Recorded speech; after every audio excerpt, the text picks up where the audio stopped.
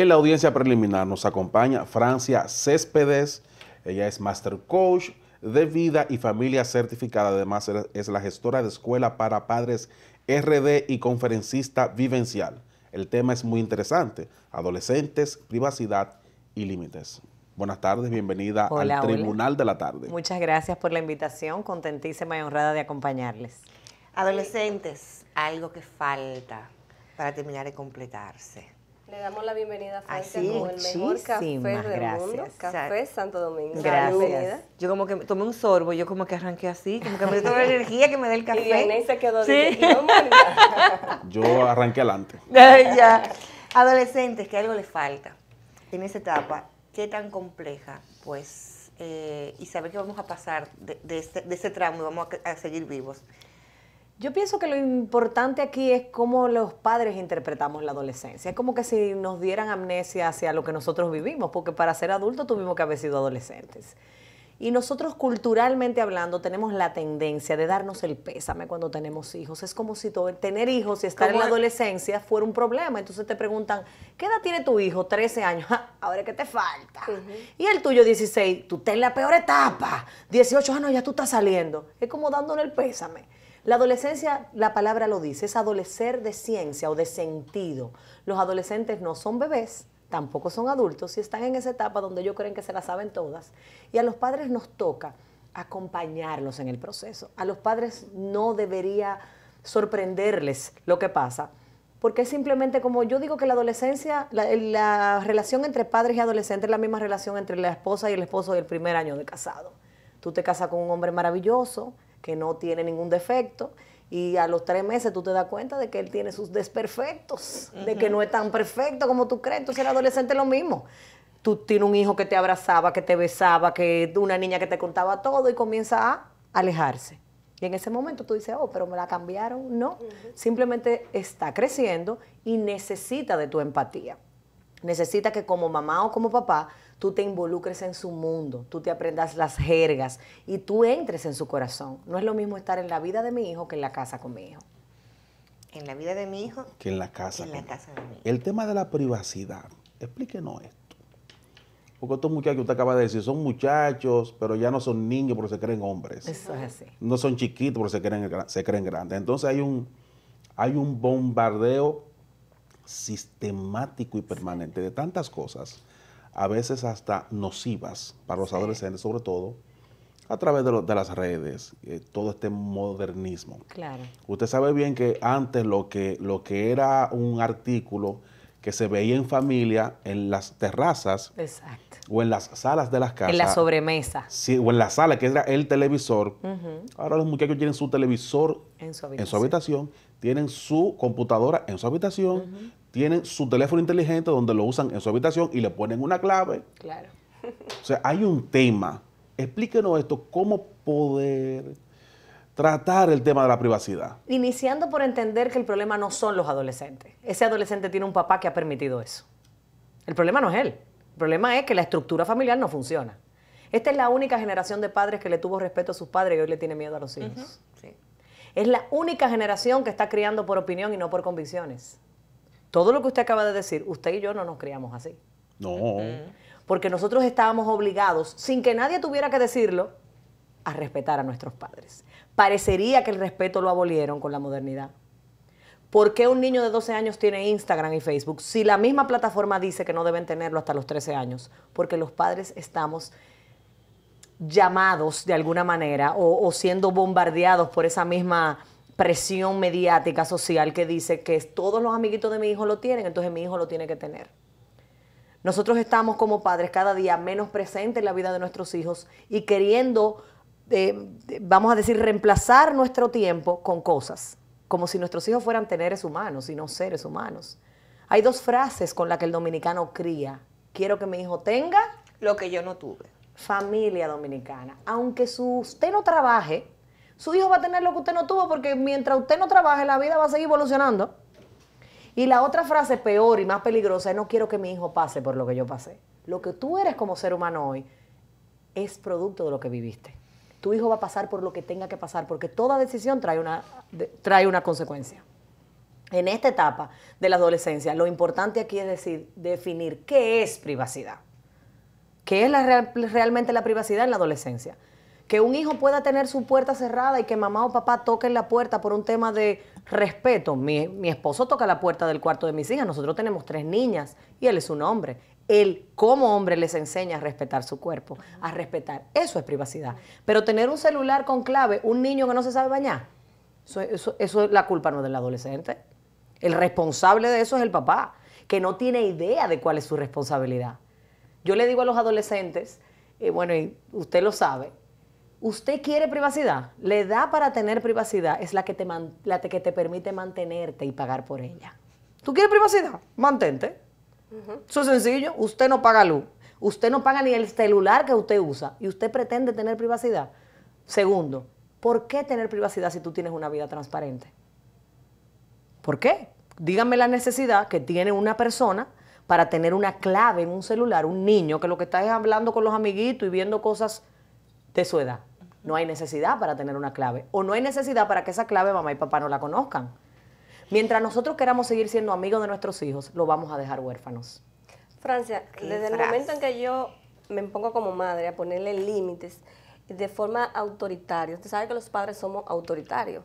No deberíamos, pero no debemos tener una democracia. Sí, ¿cuál es la reacción de ellos ya como adolescentes? Porque nosotros a veces, ok, somos amigos de ellos, pero muchos padres no somos amigos, sino yo soy tu papá, tú tienes que hacer eso.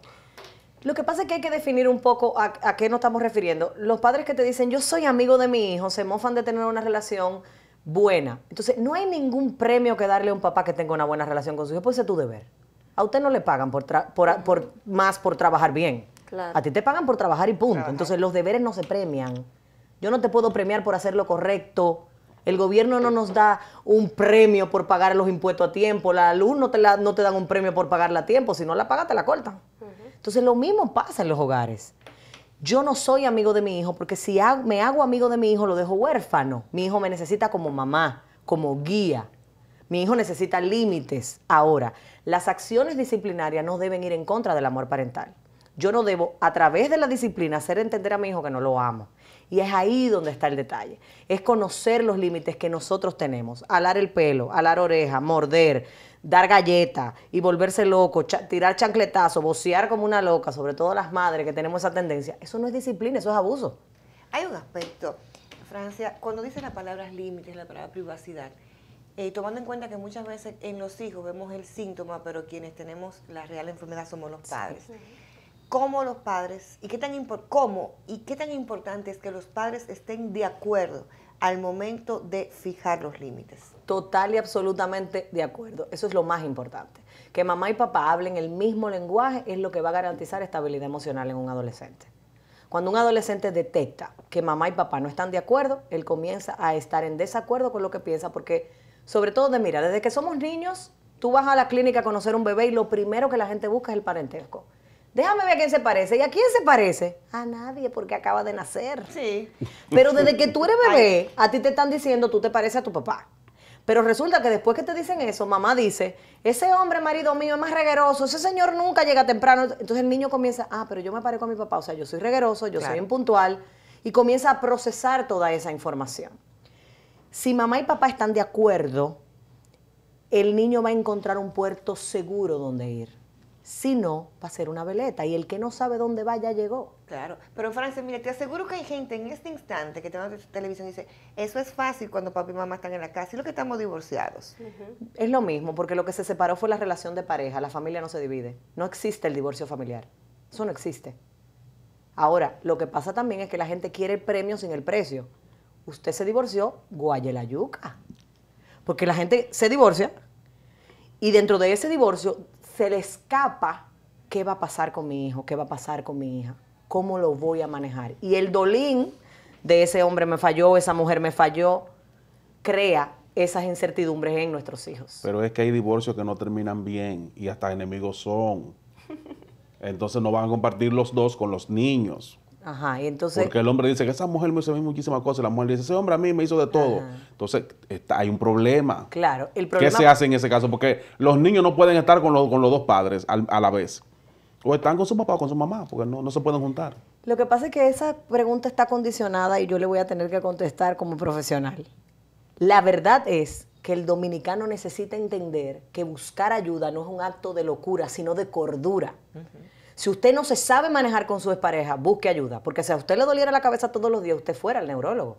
Si le doliera la barriga, fuera al gastroenterólogo. Si le está doliendo el alma, si usted no está sabiendo manejar sus emociones, busque ayuda profesional, porque de lo contrario usted está destinando a sus hijos a ser inestables emocionalmente. Y eso es lo que tenemos en la calle hoy. Jóvenes de 18 años que ya manejan, matándose en la calle por un parqueo, porque lo que aprendieron en casa es que cuando la gente no está de acuerdo con lo que yo digo, yo te agredo. Que yo no me puedo poner de acuerdo con los demás si tú violentas mis derechos. Pero es que tus derechos llegan hasta donde comienzan los míos. Entonces, si mamá y papá no entienden que la primera imagen que tienen los hijos de lo que es ser un ciudadano, que es lo que es ser hombre y mujer, somos lo que somos tú y yo como mamá y papá. Entonces, si yo no soy capaz por amor, ¿qué padre no ama a su hijo?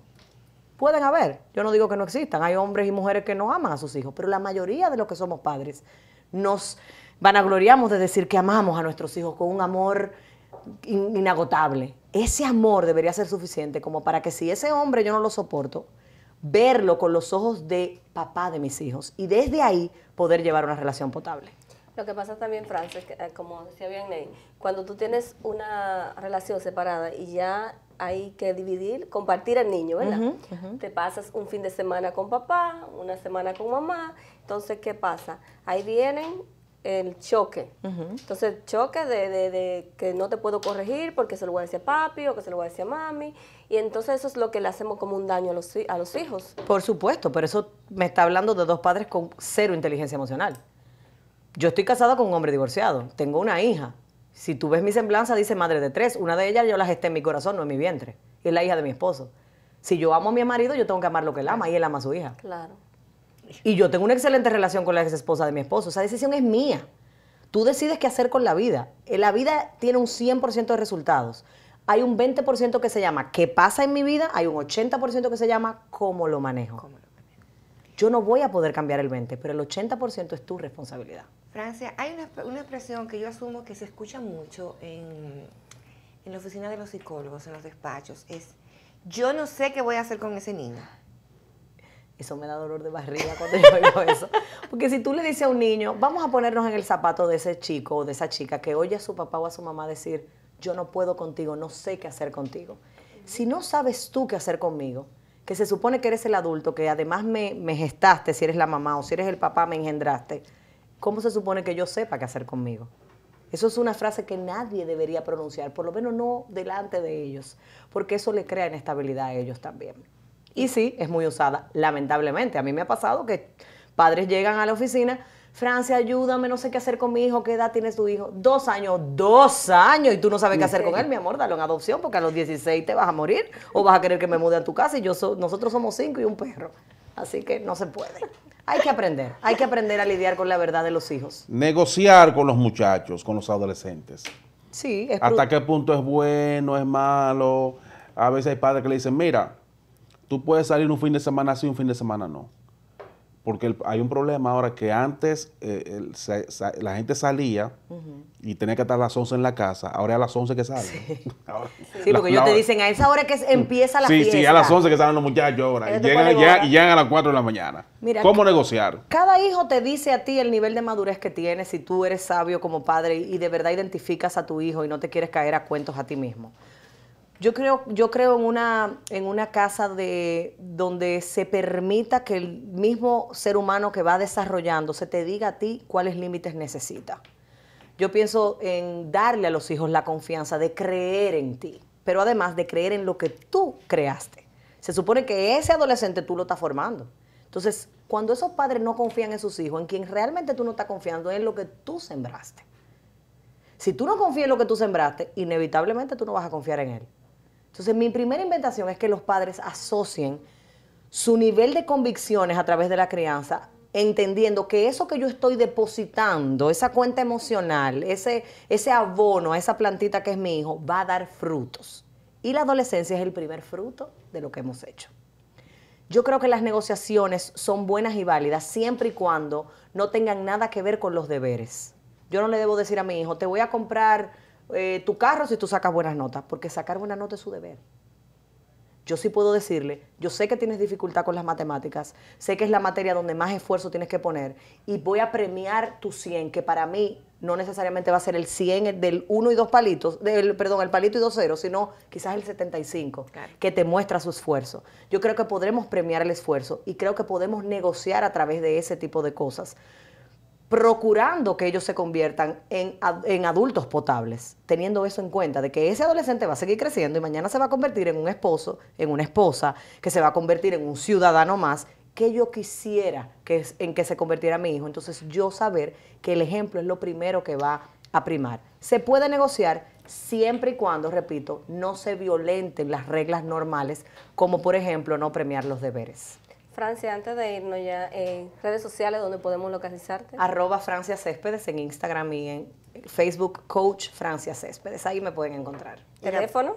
809-620-1924. Bueno, pues hay que anotarlo. Y ya te decía al principio, cuando hacíamos el comentario del programa, que como coach me quito el sombrero ante ti por la coherencia que tienes de lo que hablas, lo que enseñas, pero sobre todo los frutos que has mostrado. Muchísimas gracias, para mí un honor acompañarles esta tarde. Ahora vamos a una pausa. No. Cuando retornemos, Cristian Rojas. No, Feliciano. No. La licenciada Margarita Feliciano. Hay que perdonarle porque está de cumpleaños. Sí, es que estoy de cumpleaños, me estoy equivocando mucho. Muchas felicidades. Gracias. Happy birthday lo tiene hoy Host Poppy. Margarita Feliciano es precandidata a diputada por la circunscripción 1, Distrito Nacional, por el PLD. Después de la pausa.